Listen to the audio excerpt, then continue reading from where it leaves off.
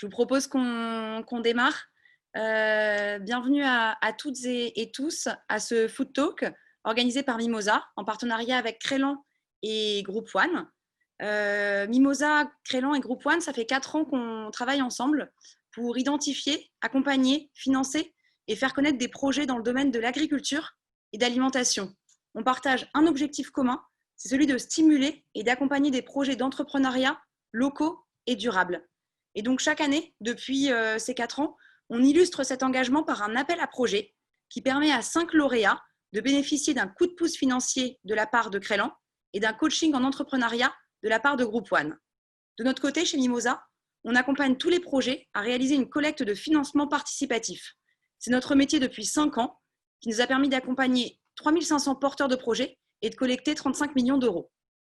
Et cette année, on a souhaité faire davantage connaître le dispositif, car il y a urgence à soutenir de nouveaux projets à portée sociale et environnementale. Du coup, on a voulu donner la parole à celles et ceux qui portent les projets et à celles et ceux qui les accompagnent. Donc un grand merci d'avance à nos intervenants qui ont bien voulu se prêter au jeu. On va faire ça à tour de rôle pour les besoins du live. Et comme l'a dit Camille, qui co-anime avec moi cet échange pour Mimosa, n'hésitez pas à poser vos questions sur le chat, donc sur l'application Zoom, que je pourrai relayer aux participants. Alors, je ne me suis pas présentée, donc moi je suis Sophie Cucheval, je suis directrice des opérations chez Mimosa et nous sommes accompagnés ce soir donc, de 3 personnes, 2 anciens porteuses de projets sur Mimosa, donc Greg et Stéphanie, à qui je laisserai le soin de se présenter et de présenter leur projet, et Christophe de Group One Village Partenaire, qui voit donc quotidiennement des projets durables qui l'accompagnent. Alors, ce que je propose, c'est qu'on commence par Greg. Greg qui a lancé une initiative qui s'appelle Bière de quartier. Greg, est-ce que tu pourrais nous décrire ton projet en quelques mots? Alors, Greg a le micro coupé, donc on va lui rétablir son micro. C'est le premier, c'est pour ça, on a encore un tout petit peu de logistique. Ah, merci Camille. Là, je pense que maintenant c'est bon. Mais merci en tout cas de m'avoir invité dans ce nouveau type d'événement qui est un peu trop fréquent, mais bon voilà, on commence à malheureusement s'habituer un peu. Alors, les bières de quartier, donc on a lancé il y a un peu plus de 2 ans et demi. Donc, en plus ou moins rapide, notre objectif, c'est de créer des bières pour et avec des quartiers bruxellois, de faire à chaque fois un petit boulot avec des acteurs de ces quartiers-là. Donc, on commence toujours par des micro-trottoirs qu'on essaie de réaliser auprès de commerçants, auprès d'habitants, auprès d'associations de commerçants, auprès d'associations d'habitants. Essayer de voir parfois des personnes un peu plus anciennes qui ont peut-être des histoires sur le quartier. Et de récolter un maximum d'infos, si le quartier est une chose, une couleur, un ingrédient, quels sont les endroits les plus importants du quartier, est-ce qu'on y produit, est-ce qu'on y produisait quelque chose, est-ce qu'il y avait une brasserie avant, est-ce qu'il y avait un type de bière qui était brassé dans le coin. Il y a beaucoup d'informations et on essaie de digérer ça de 2 manières. Donc il y a une partie qui permet d'inspirer les recettes, une partie qui permet d'inspirer les étiquettes. Au niveau des recettes, on a la dernière qui est sortie, c'est la Flagey. Là, on est parti, entre guillemets, simplement d'une ancienne bière qui était brassée dans les brasseries d'Ixelles, près des étangs. On est reparti de la XLLS, on a fait une Belgian LS et c'est ça qu'on essaie de remettre en avant. C'est un des quartiers les plus importants au niveau brassicole, enfin qui était important au niveau brassicole. Maintenant, on boit plus que produire. C'est ça qu'on veut prendre. Il y a d'autres quartiers, à Berchem-Saint-Agathe, où on est parti sur la pomme et le miel, puisqu'ils ont des vergers et des ruches collectives. C'était le garde-manger aussi de Bruxelles il y a longtemps.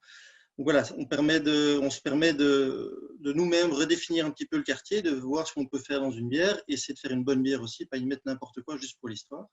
L'autre partie, c'est qu'on a différentes étiquettes par bière, on a différentes histoires de quartier qui permettent d'avoir un petit clin d'œil historique, parfois à l'heure de l'apéro justement, pour pouvoir revoir et être fier de son quartier ou montrer une petite partie de son quartier à des amis, si on reprend ça au lieu d'une bouteille de vin. Voilà, donc nous, on produit ces bières-là depuis 2 ans et demi, on arrive à notre 10e quartier et on voudrait bien continuer effectivement à mettre en avant et le brassage artisanal et mettre en avant aussi des spécificités de quartier à Bruxelles. En gros.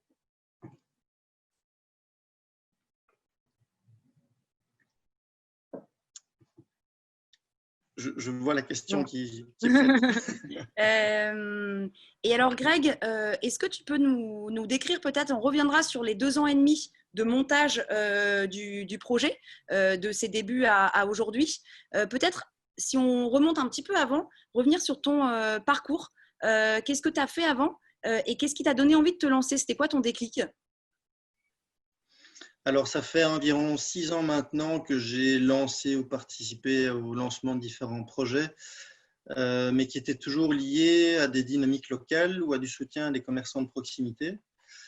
Et en fait, ça fait 5 ans que je fais de l'accompagnement de commerçants de proximité à Bruxelles, soit pour des commerçants qui se lancent, soit pour des commerçants qui ont des soucis parce qu'on a des travaux, on a des tunnels qui tombent, on a des centres-villes qui sont moins fréquentés. Voilà. Et donc, j'essaie de voir de manière plus large possible comment pouvoir les rebooster. Toujours à côté de ça, essayer de mettre en place certains projets. Parfois, c'est un peu plus sur le digital, parfois sur des choses un petit peu plus tangibles. Et il se fait que Bruno, donc avec qui j'ai lancé le projet dès le départ, qui est un ami d'école, lui a fait dans le recherche et développement de boissons depuis une dizaine d'années, faisant de la bière dans son garage, dans sa baignoire et autres pour le plaisir. Et comme souvent, je pense, une soirée a fait que la 6e bière nous a donné un déclic de mettre ensemble, lui qui voulait un peu aller de l'avant avec ses bières, moi qui cherchais par plein de manières de mettre en avant des synergies de quartier, des identités de quartier. Et on a fait une première bière pour le fun, pour son quartier, pour son club de tennis même. On a fait un premier test en tout petit volume et après 2 semaines, tout était parti. Donc on s'est dit qu'il fallait peut-être continuer. Et on a essayé à chaque fois d'aller chercher un quartier un peu plus grand, un peu plus loin, enfin de l'autre côté de Bruxelles, les genres de choses, et de plus en plus se professionnaliser. Donc c'est le déclic, oui et non, puisque c'est quelque chose qu'on veut, enfin on veut une évolution aussi assez humaine et prendre le temps à chaque fois de plus ou moins, enfin, au mieux faire les choses, en tout cas avec les gens des quartiers et avancer comme ça. Et depuis 2 ans et demi, du coup, comment l'initiative s'est développée? Vous êtes combien maintenant? Est-ce qu'il y a quelqu'un, d'autres personnes en plus de vous deux? Comment les choses se sont structurées? Donc là, ça va faire bientôt un an qu'il y a une 3e personne qui nous a rejoint, qui a une expertise en brassage assez importante et qui nous permet de voir des évolutions et de continuer à travailler effectivement ces bières, ces nouvelles recettes, puisque peut-être pas toujours beaucoup de projets brassicoles ont, pas si vite, mais gardent en tout cas autant de bières en parallèle. Et nous, si on supprime une bière, on supprime un quartier, donc c'est difficile. Donc notre but, c'est de pouvoir continuer de faire ça. Alors je ne l'ai pas dit, mais donc nous, on crée les tests, enfin on crée les recettes, on fait les tests brassage chez nous. Et pour l'instant, on continue d'aller brasser chez différents brasseurs artisanaux qu'on voit à chaque fois sur les étiquettes, c'est le nom, leur logo. Donc sur les 10 bières maintenant qu'on a, on brasse près de 4 brasseries artisanales différentes. Et notre but, c'est de continuer d'avoir ces partenariats et les mettre en avant le plus possible aussi via nos bières. Donc voilà, donc maintenant on est 3, ça nous permet de partager un peu les tâches et de continuer à gérer entre guillemets, tous ces quartiers de front et pouvoir en imaginer d'autres. Super. Et c'est une question qui revient souvent chez Mimosa dans l'accompagnement qu'on fait des projets, c'est la partie financement.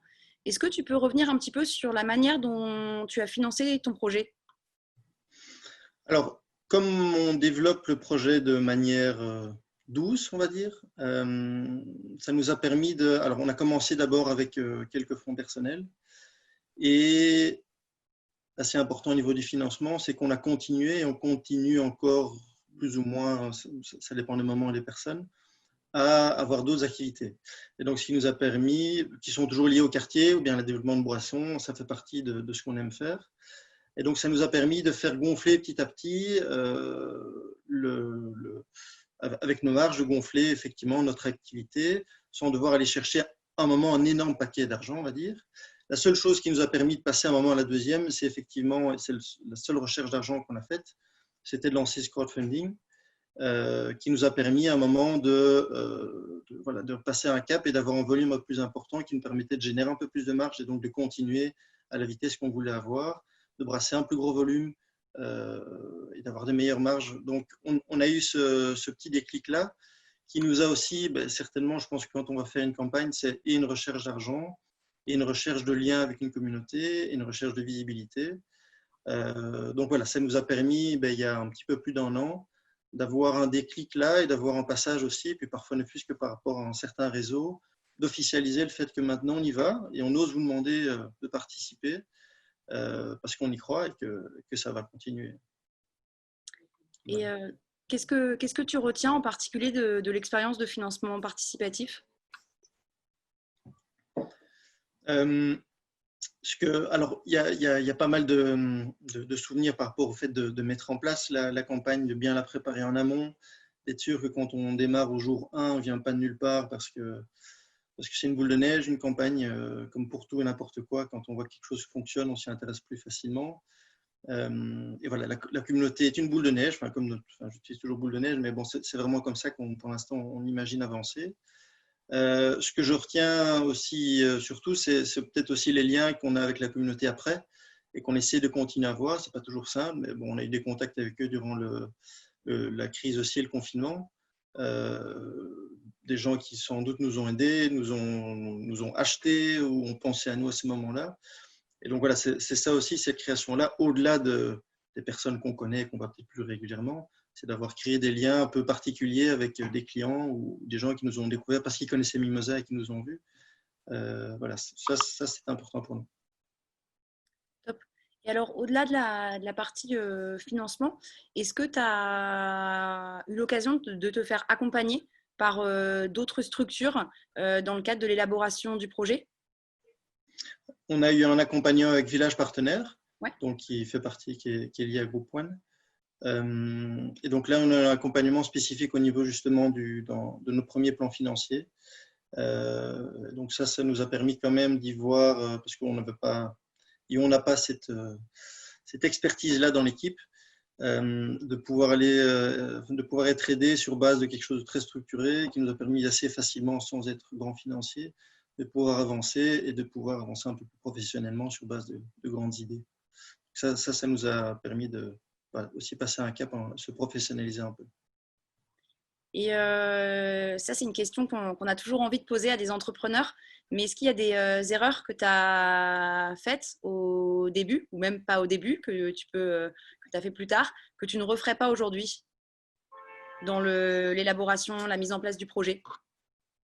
Alors, il y a parfois un regret qu'on a parfois avec Bruno, c'est parfois de ne pas s'être lancé plus tôt.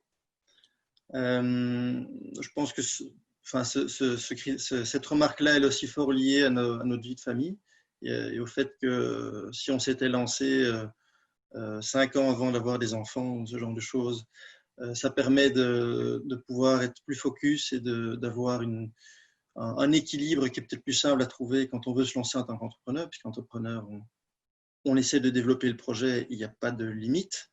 Le fait que ce soit des horaires, ou le fait d'y penser, ou le fait d'y investir, de l'argent, du temps et autres. Donc ça, je pense qu'en tant qu'entrepreneur, il faut essayer d'y aller au plus vite ou regarder aussi sa situation personnelle pour ne pas se mettre en porte-à-faux. Je pense que le bien-être des porteurs de projets est tout aussi important que le bien-être du projet et essayer d'avancer en équilibre avec ça. Et puis en fonction de sa situation, de voir aussi à quelle vitesse on va avancer et quel risque on veut prendre. Et donc je pense que c'est à bien réfléchir tout de suite. On voit souvent le mot start-up, le mot investisseur, le mot gros investissement et autres. Un entrepreneur, évidemment, je pense, n'est pas ça ou que ça. Il y a des moments où il faut peut-être passer à une autre vitesse et pas s'endormir. Mais je pense qu'il y a moyen aussi d'avancer de manière, ça dépend du projet, de la communauté qu'on mettra en place et autres, de manière, voilà, peut-être parfois plus slow. C'est un mot assez tendance. Et du coup, dans la continuité, est-ce qu'il y a des conseils particuliers que toi, tu as reçus quand tu as lancé alors, ce projet-là ou un des projets que tu as pu lancer en amont qui t'a marqué et qui t'a aidé? Et du coup aussi, quel conseil toi tu donnerais aux personnes qui nous écoutent ce soir et qui souhaiteraient lancer leur projet? Alors, le meilleur conseil qu'on reçoit, c'est d'aller chercher des autres conseils en général. C'était un des premiers, c'était même pas sur ce projet-là, un des premiers conseils que j'avais eu d'un chouette coach, qui était de arrêter de vous faire des idées, allez vous confronter à vos premiers clients. Avec pas grand-chose. C'est pas bien de mentir, mais parfois vous pouvez peut-être un petit peu enjoliver le fait de où vous en êtes dans le projet et allez vous confronter directement avec une présentation. Si vous n'avez pas une photo, un bricolage, un premier test avec un pseudo-logo, avec un prix, et de voir quel est le réel retour du marché. Même si c'est avec 3, 4, 5 personnes, c'est déjà pas mal. Mais et pas spécialement demander qu'à la maison ou à ses amis, qu'est-ce que tu en penses? C'est pour se rassurer, c'est bien, mais sinon, ce n'est pas ça qui fait avancer. Et faire ça au moins avant de mettre un peu trop d'argent. Donc, pour bien faire, c'est comme ça qu'on fonctionne. C'est qu'on investit quand on a validé quand même certaines hypothèses. Et ça, on peut les faire sans investir trop d'argent. Voilà, ça, je pense que c'est important. Super. Merci beaucoup, Greg. N'hésitez pas à poser des questions. Je vois que j'ai une petite question d'ailleurs d'Iris qui revient sur ta campagne de financement participatif et qui voulait savoir pendant combien de temps tu l'avais préparée avant de la lancer. Alors, je pense que le temps, ça dépend si on ne fait que ça, si on fait d'autres choses, ça dépend de beaucoup. Je pense qu'il faut bien garder en tête, c'est surtout de prendre suffisamment de temps pour que les gens qui vont participer soient prêts. Donc, de se dire qu'on va toucher tout son réseau en 2 jours pour dire dans 2 jours on commence, non. De dire qu'on prévoit 6 mois à l'avance, ben non, les gens vont oublier. De dire qu'on va prévoir qu'il va falloir mettre des visuels, je sais pas, dans des magasins pour dire il faut prévoir quelques semaines à l'avance pour qu'eux puissent le prévoir. Est-ce qu'on veut avoir un article dans une certaine presse et que cette certaine presse elle a besoin d'avoir un communiqué de presse 2 semaines à l'avance, 1 mois à l'avance. Je pense que c'est par rapport à ça et par rapport aux différents messages aussi qu'on veut faire passer qu'il faut essayer de faire son rétro-planning. Et puis après, la préparation, faire les textes, faire les plans, faire les photos et autres. Et ça dépend de la vitesse de chacun. Mais je pense que c'est surtout regarder quels sont ces points importants dans la préparation de la communication et de teaser les gens au maximum pour que le jour 1, ce soit bien parti. Petite chose par rapport à ça, mais je pense que c'est un des conseils souvent, c'est le jour 1 de la campagne, il ne faut pas spécialement communiquer sur son Facebook, dire on est parti. Le jour 1, c'est le premier cercle. On est sûr que le premier cercle avance, permet de lancer cette boule de neige, et puis on va communiquer un peu plus loin, une newsletter, et puis. Et donc, c'est vraiment essayer que le 1 des 4 permette d'aider, d'appuyer et de faciliter celui d'après. Merci Greg, on ne l'aurait pas mieux expliqué chez Mimosa. J'ai vu Stéphanie beaucoup sourire et acquiescer pendant notre échange. Je propose, avant de passer à Stéphanie, qui a lancé Super Bon, je tease un petit peu d'ailleurs ses réponses, d'interroger Christophe, qui travaille donc pour Group One et Village Partenaire, et donc qui va plutôt prendre le rôle de la structure qui accompagne des projets à impact. Christophe en voit tous les jours. Et donc, du coup, la première question que j'aimerais te poser, c'est plutôt de nous présenter Group One et Village Partenaire en quelques mots. En quelques mots. Mais d'abord, merci déjà Sophie d'avoir pensé à nous. C'est avec grand plaisir que je participe. Alors, Group One, c'est quoi? Group One, c'est une jeune ASBL, parce qu'elle vient de fêter ses 20 ans, qui est active dans le soutien à l'entrepreneuriat durable. Donc, ça se traduit par une présence en Wallonie. On a des bureaux physiques du côté de Braine-le-Comte, et ça se traduit aussi par une présence en région bruxelloise, parce que Greg a déjà mentionné le village partenaire. Village partenaire, ce qu'on appelle un guichet d'économie locale, de l'aide à la création, et un centre d'entreprise également, un versus hébergement. Donc voilà, on accueille tout type de projet, à tout niveau de maturité. On fait aussi bien du pré et du post-création. Et alors, comment t'accompagnes très concrètement une personne qui vient te voir, qui a une idée de projet ou qui a un projet déjà entamé? Qu'est-ce que tu vas faire pour l'accompagner? Mais d'abord, l'écouter. Ça, c'est d'abord une première chose, voir où est-ce qu'elle veut aller. Qu'est-ce qu'elle a déjà réalisé comme étape? Est-ce qu'on est simplement à la première idée? Ou bien est-ce qu'elle a déjà confronté un petit peu son marché ou pas, comme le mentionnait Greg? Je vais d'ailleurs beaucoup m'appuyer sur Greg parce que je pense que pour moi-même formateur, c'est beaucoup plus intéressant pour les personnes qui suivent la formation, les personnes qui suivent le talk ce soir, d'avoir du concret, d'avoir je me suis rendu compte que les gens préfèrent avoir quelqu'un qui est déjà passé par là que Donc, je vais beaucoup m'appuyer sur Greg. Donc, d'abord, l'idée. 2, on va essayer de réaliser différents documents. Les gens n'aiment pas trop, mais on va essayer de challenger. Alors, ça, ce sera ce qu'on appelle un business model Canva. Donc, c'est une présentation de votre projet en 9 cases. C'est assez simple, mais au moins, ça a le mérite d'être sur une page. Vous allez pouvoir le challenger. J'appelle ça la page de garde aussi de ce qu'on appelle le futur business plan. Donc, c'est la partie narrative de votre projet, la description de votre projet. Qui suis-je? Quel est mon projet? Qui seront mes clients? À qui je m'adresse? Qui sont mes concurrents? Quels sont mes fournisseurs? En fait, d'écrire un petit peu tout le futur environnement dans lequel vous allez, j'espère, vous éclater. Troisième chose, et là, je me rends compte que généralement, j'ai un petit peu moins bien, c'est le plan financier. Donc, on va traduire cette partie littéraire en chiffres pour s'assurer que, l'activité que vous avez imaginée sera rentable, vous permettra d'en vivre, vous et vos potentiels associés, de s'assurer aussi du montant que vous avez prévu, le montant de départ, qu'on appelle un plan d'affectation, est-ce que ce sera suffisant ou pas, et aussi de se dire, tiens, on va essayer de travailler sur les prix de vente ensemble, se dire, est-ce que je vends assez ou ça, c'est pour les documents. Puis, on va réfléchir encore ensemble sur les prochaines étapes par rapport à son projet. Tiens, est-ce que je vais créer une structure juridique? Je vais le faire seul? Est-ce que j'ai besoin de financement? Est-ce que je peux faire un crowdfunding? Je vais chercher des aides. Voilà. Donc, c'est un parcours. On va toujours au rythme du porteur, parce que finalement, c'est la personne elle-même qui prend le risque. Moi, ici, j'ai le bourreau. Je suis assis sur ma chaise et je serai toujours là demain. Mais voilà, on va au rythme de la personne, voir qu'elle prenne son temps. Alors, il y a des accompagnements qui vont très vite. Parfois, c'est une aide très ponctuelle, quelqu'un qui a besoin d'une relecture de documents. Et des accompagnements qui sont beaucoup plus complets, où parfois, ça dure jusqu'à 2 ans. Mon record, pour l'instant, c'est 2 ans, mais elle a créé et elle tient toujours. Elle est toujours parmi nous. C'est une certaine fierté aussi. C'était exactement la question que j'allais te poser. Si j'ai envie de lancer mon projet, que je toque à la porte de Group One, combien de temps, en moyenne, va durer l'accompagnement avant de pouvoir lancer le projet? Alors là, je vais prendre la balle chaude que tu viens de me donner et je vais te la renvoyer. Comme je disais, ça dépend vraiment de la proactivité et du temps que toi, tu as pour consacrer au projet. Mais parfois, on a des gens qui travaillent. Comme Greg l'a mentionné, il y a aussi parfois une situation de famille. Ici, on est dans une période Covid, donc c'est vrai qu'il y a eu un petit peu de ralentissement, mais je vous rassure, là, les gens rebondissent. Donc, ça dépend un petit peu du temps que toi, tu peux y mettre, de maturité aussi de ton projet. Et parfois, il y a des aléas externes.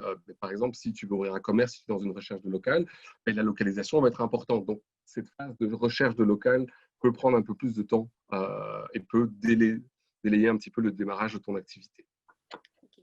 Est-ce qu'aujourd'hui, il y a des tendances que tu peux observer en termes de création de projets? Est-ce qu'il y a des thématiques qui reviennent particulièrement?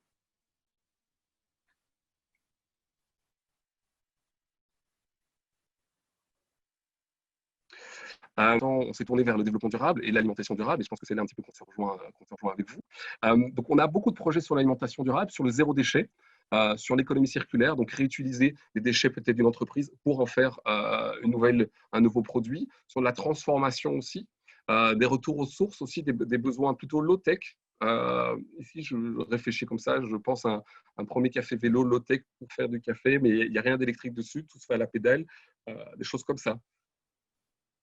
Et est-ce qu'aujourd'hui, vous êtes à la recherche, vous, de certains types de projets qui manqueraient? Alors, je ne sais pas si on peut parler de portefeuille, de panel de projets que vous accompagnez, mais est-ce qu'il y a des projets que vous aimeriez voir émerger? Alors, moi, j'ai d'abord envie de voir émerger des entrepreneurs heureux. Ça, c'est une première chose. Je pense aussi que ça fait un petit temps que ça fait 15 ans que je suis coach.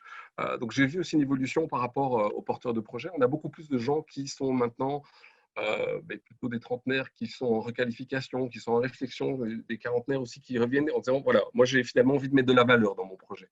J'ai travaillé, mais voilà, je ne m'éclate plus dans mon boulot, je n'y vois aucun sens. Et j'ai envie de remettre du sens dans mon projet, dans ma vie. Et donc ça, on en a beaucoup et on les accueille à bras ouverts. On se rend aussi compte des tendances pour l'instant, et je parle là peut-être des tendances de financement. Par exemple, sur la région bruxelloise, mais c'est vrai que les aides sont beaucoup plus axées sur justement l'économie circulaire, comme je l'ai mentionné. Donc ça, c'est le type de projet que moi, j'ai envie de voir émerger. Mais c'est d'abord, ce que vous disiez tout d'abord de voir un entrepreneur heureux. C'est ça qui me motive. Est-ce qu'il y a un conseil, de la même manière que j'ai pu demander à Greg le conseil qu'il pouvait donner à des futurs entrepreneurs, entrepreneuses, est-ce qu'il y a un conseil clé que toi tu donnes régulièrement aux personnes que tu accompagnes? Alors, la première chose, c'est d'écrire, parce que les écrits restent. Comme ça, vous allez challenger. Et en fait, je vous ai mentionné tout à l'heure le business model Canva, qui est un outil. Et moi, je demande à mes porteurs de le remplir et de le mettre dans leur chambre, en face de leur lit. Comme ça, c'est la première et la dernière chose qu'ils voient tous les jours. Et comme ça, ils sont obligés de se challenger eux-mêmes tous les jours. C'est une première chose. Et puis, je rebondirai aussi par rapport à Greg. Mais effectivement, n'ayez pas peur d'aller voir, de sortir de votre coquille. Pour moi, une des choses la principale d'un entrepreneur, c'est la proactivité. Donc, il faut aller sur le terrain. Il faut rencontrer votre futur cercle. Il faut rencontrer le futur monde qui vous attend, d'aller voir des potentiels fournisseurs, d'aller voir la concurrence, même si, comme disait Greg, je n'ai pas grand-chose avant, mais d'aller comprendre comment ça fonctionne et de voir si, finalement, ce futur monde est réactif ou pas à votre idée. Super. Merci Christophe. Est-ce qu'il y a des dernières questions? Est-ce qu'il y a des erreurs que tu vois régulièrement commises par les entrepreneurs que tu accompagnes? Alors parfois la précipitation, où des gens se lancent déjà, alors quand j'entends se lancent, vont chercher un numéro d'entreprise, donc deviennent indépendants, soumis aux cotisations sociales, désolé pour les gros mots, et donc voilà, se retrouvent face à des obligations financières alors qu'ils n'ont pas assez travaillé leur projet. Et donc, ils n'ont pas encore finalisé leur offre. Ça arrive très souvent, et alors on a un délai de 3-4 mois avant de pouvoir réellement avoir les premières sources de revenus. Deuxième chose, mais j'ai envie de dire, les erreurs font partie du processus de l'entrepreneuriat. Et donc, j'ai envie de dire, autant essayer très, très vite le projet et de se planter, mais à petite échelle, plutôt que de faire des gros investissements et puis de se retrouver coincé parce qu'il y a un contexte qu'on n'avait pas pris conscience, un élément qui nous aurait échappé et qui peut avoir des conséquences parfois un petit peu désastreuses au niveau économique. Le but, évidemment, n'était pas de vous faire peur, bien sûr. Merci beaucoup, Christophe. J'ai une question. Alors, j'avais dit que je les prendrais à la fin, mais finalement, je les prends au fur et à mesure, mais je prendrai celle qui arriverait plus tard également à la fin.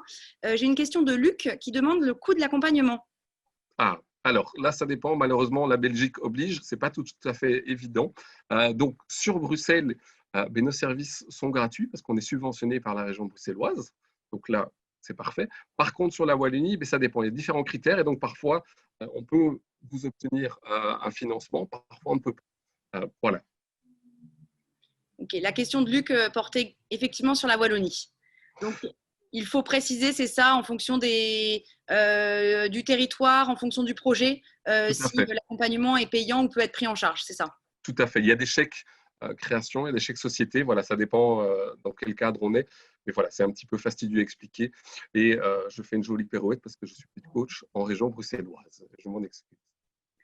J'ai également une nouvelle question d'Iris qui te demande si les entrepreneurs que tu rencontres qui sont en reconversion, s'ils sont souvent encore en poste ou s'ils ont déjà quitté leur emploi quand ils se font accompagner par toi. Alors j'ai les deux. Il y en a malheureusement, ils auraient dû changer de poste avant et donc on a quelques cas un petit peu dramatiques de burn-out et autres, mais voilà, ils sont en reconstruction. Et d'autres qui sont plus prudents, vont garder leur emploi pour pouvoir démarrer leur activité, certes plus calmement, devenant ce qu'on appelle indépendant complémentaire et de pouvoir tester leur projet, mais tout en gardant la sécurité d'un salaire, une source de revenus mensuels. On a vraiment les deux. Merci beaucoup Christophe. On va passer à Stéphanie que je remercie d'avoir patienté jusqu'à maintenant. Stéphanie, même question, même traitement que les autres. Est-ce que tu peux commencer par nous décrire rapidement ton parcours, enfin rapidement d'ailleurs, pas forcément, ton parcours et ton projet? Donc moi je suis diététicienne depuis plus de 20 ans maintenant. J'ai travaillé dans une institution médicale. Et en 2016, donc j'ai toujours été indépendante à titre complémentaire, donc j'ai toujours eu des consultations privées, en cabinet privé, en dehors de mon travail de salarié.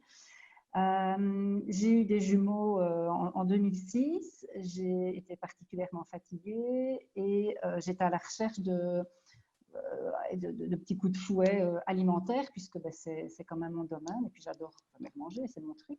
Stéphanie, je me permets juste de t'interrompre. Il faudrait que tu parles un petit peu plus fort. Ok. Voilà, excuse-moi. Voilà, mettre le micro, ça va mieux? Ouais, c'est génial. Merci beaucoup. Ok, super. Donc voilà, donc je résume, je suis diététicienne depuis plus de 20 ans et en fait, mon objectif, j'avais envie de concilier la santé et la gourmandise. Donc ça a commencé par une recherche de petites friandises qui voilà, pour ma consommation tout à fait personnelle. Et ce que je trouvais en magasin bio notamment, ne me plaisait pas au niveau du goût, ou au niveau de la texture, au niveau de la composition aussi, parce que je suis un petit peu voilà, embêtante à ce niveau-là, c'est mon job. En parallèle, je rencontrais en consultation des gens qui me disaient ah ben voilà, j'ai mangé mes 5 amandes aujourd'hui, c'est bon pour le cœur. Et en grattant un peu, on s'apercevait que les gens n'aimaient pas ce qu'ils mangeaient. Donc, manger des aliments sains sans plaisir, je trouvais ça très triste. Et donc, j'ai commencé à chercher des recettes. J'ai confectionné pour moi des Energy Balls, puisque ça a été le début de mon projet. Donc, la confection d'Energy Balls fraîches, ce qui n'existait pas parce qu'on trouvait essentiellement des Energy Balls emballées, donc très moelleuses, très fondantes, sans aucun sucre ajouté, avec un minimum d'ingrédients.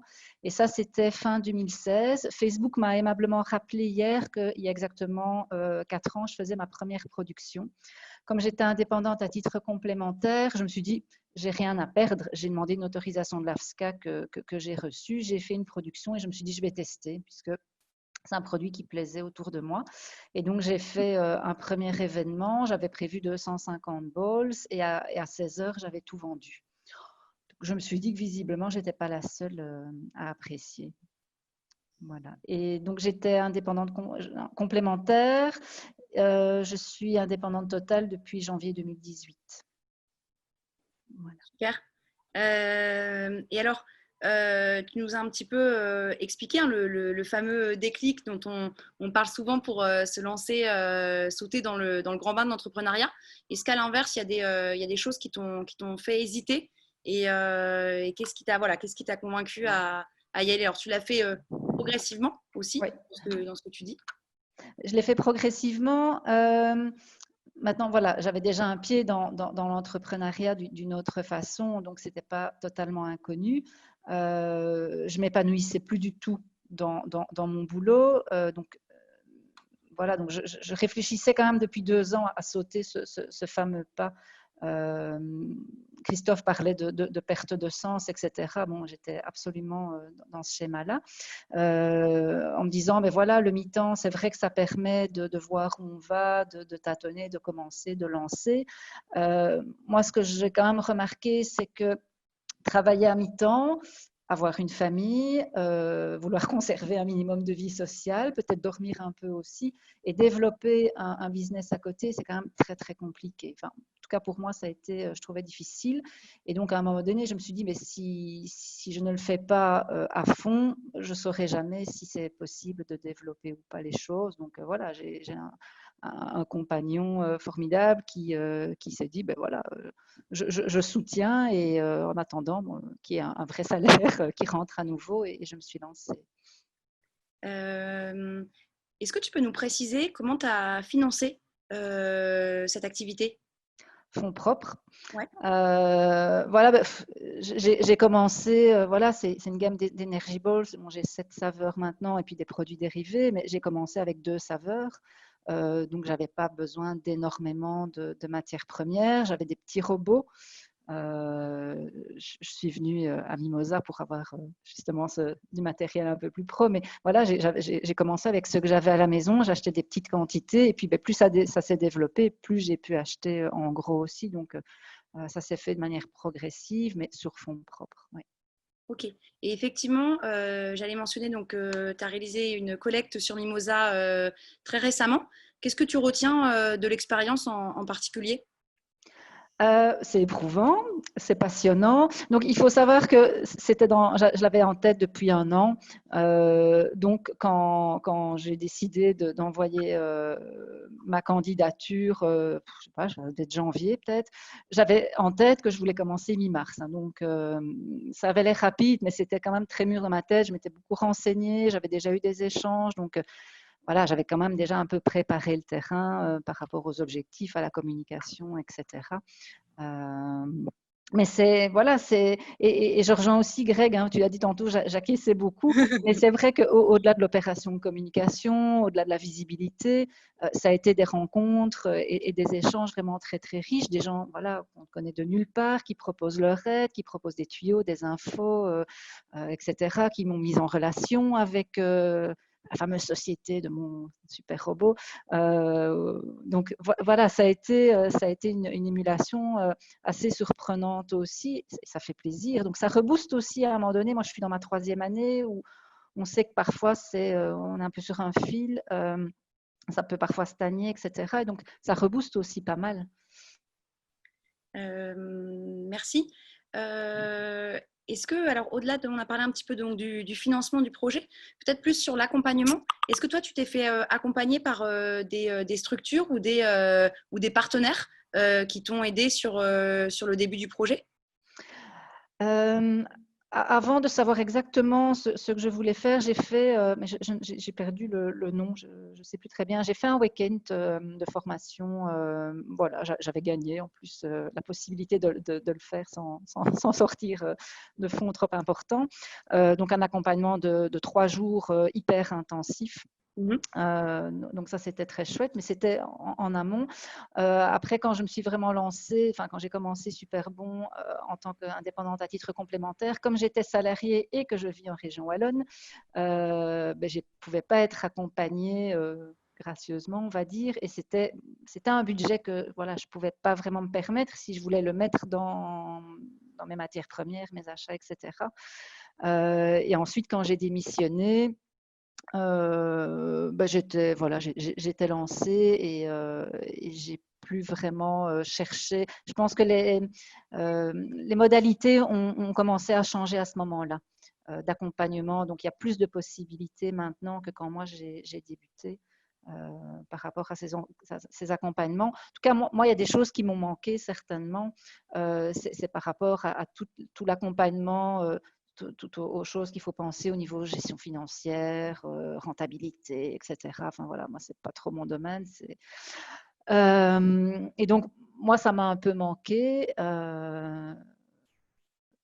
de trouver un accompagnement adéquat à ce niveau-là, en tout cas. D'accord.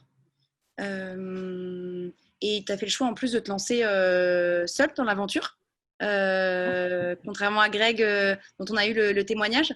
C'est plus rare et c'est courageux aussi hein, de se lancer seul dans l'aventure.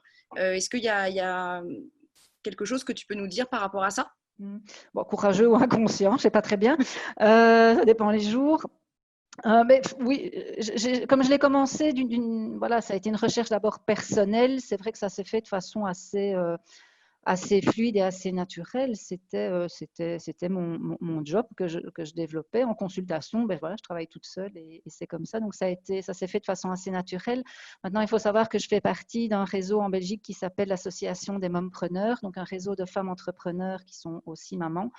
Où là, j'ai un soutien professionnel, un réseau d'entraide et de solidarité. Donc, je suis toute seule à travailler pour Superbon, mais j'ai un soutien professionnel autour malgré tout.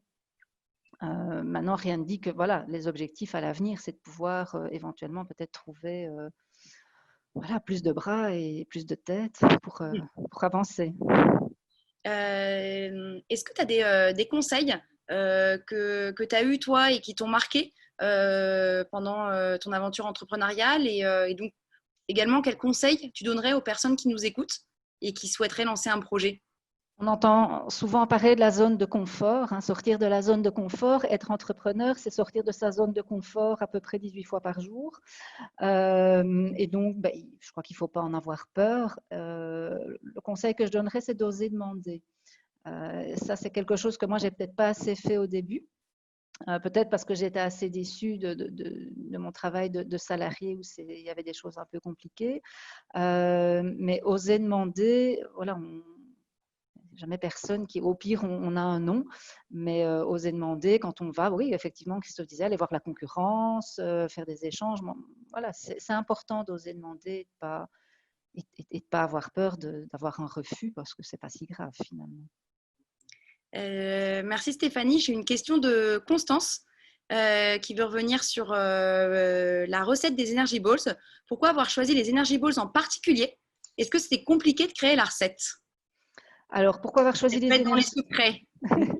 Les Energy Balls parce que quand moi j'ai commencé, on en trouvait très très peu. Donc c'était quand j'ai commencé à en consommer, en chercher pour moi-même. Donc c'était 2010, quelque chose comme ça. C'était très anglo-saxon. Hein.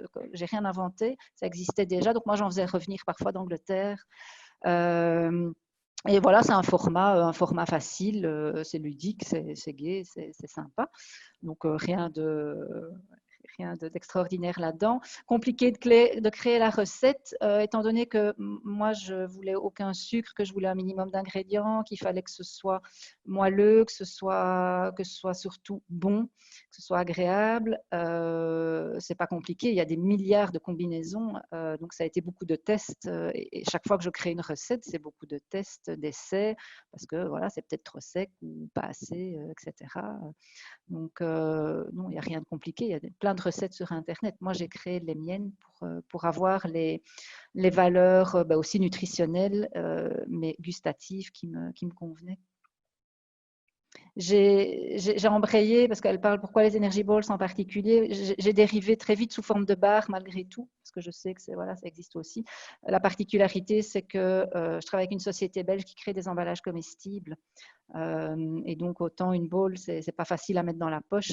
Voilà, les barres dans leur emballage comestible me permettaient de continuer à coller mes valeurs, à mes valeurs écologiques aussi, de ne pas avoir un suremballage, mais d'avoir quelque chose de facile et de pratique malgré tout. Et Luc te permet de faire un petit peu de promotion puisqu'il te demande où tu distribues tes produits. Alors, j'ai quelques magasins partenaires. Les 6 derniers mois, voilà, ça a été un peu plus compliqué de maintenir le cap. J'ai un site internet qui s'appelle superbon.be. Merci, Luc. Merci beaucoup, Stéphanie. De rien. Ça sera bientôt la fin de cet échange. Donc, s'il y a encore des questions, n'hésitez pas. Une question un peu technique, ça tombe bien. Quelle est la DLC pour des emballages comestibles? Alors, les emballages tels que je les achète, donc c'est de la fécule de pommes de terre, comme ça vous savez tout. Ça a une longue DLC, je ne saurais pas vous dire en fait, parce que moi, je sais pas, 6 mois, 1 an peut-être, sûrement 1 an, oui. C'est très long, c'est un produit sec, donc voilà. Merci. Antoine a la réponse à sa question. Je vais proposer le mot de la fin pour Stéphanie et Greg. Peut-être Greg, et puis on redonnera la parole à Stéphanie après, sur la suite et les prochaines étapes de Bière de Quartier. Est-ce que Greg a le micro? Je l'ai retrouvé. Eh bien, au tout début du projet, on rêvait déjà de pouvoir un petit peu plus aider les quartiers dans leur présent, dans leur futur, ou en tout cas les échanges des habitants et des commerçants dans les quartiers. Et on a toujours voulu essayer de retourner par là. Donc, d'une manière ou d'une autre, on voudrait que notre action puisse soutenir encore plus ce qui se passe maintenant. Maintenant, on crée nos bières parfois un peu plus sur base du passé. Même si les gens sont fiers aujourd'hui de leur quartier, c'est très bien, mais on voudrait faire encore un petit peu plus pour soutenir et aider le développement de certaines synergies et énergies et projets dans les quartiers. C'est un peu vague, mais c'est ça. Merci Greg. Stéphanie, peut-être la même question? J'ai envie de continuer à m'amuser parce que voilà, fondamentalement, c'est important de pouvoir se lever le matin et de se dire je m'éclate dans ce que je fais et continuer à offrir un bonheur gustatif aux gens et de concilier vraiment la santé, la gourmandise, encourager les gens à se faire plaisir, à prendre soin d'eux par une alimentation raisonnée aussi. Merci beaucoup.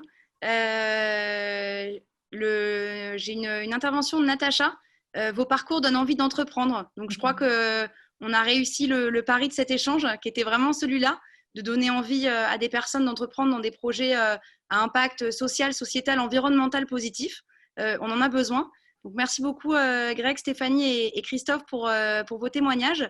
Si vous avez des personnes qui souhaitent entreprendre dans votre entourage et que vous souhaitez qu'ils regardent cette vidéo, ça sera possible. On la mettra sur les réseaux sociaux, donc vous pourrez la retrouver sur la page Facebook de Mimosa. Et si vous souhaitez encore candidater à l'opération menée par Mimosa en partenariat avec Crélan, la banque et Group One, je vous invite à aller sur l'adresse crélan.mimosa.com où vous retrouverez les engagements de chacun des partenaires et les modalités de l'appel à projet. Merci à tous pour vos questions. Merci aux intervenants et je vous dis à très bientôt. On a un autre Food Talk le 22 septembre qui sera également en live avec de nouveaux entrepreneurs et de nouveaux accompagnateurs. Merci beaucoup. Merci, bonne soirée à tous. Salut.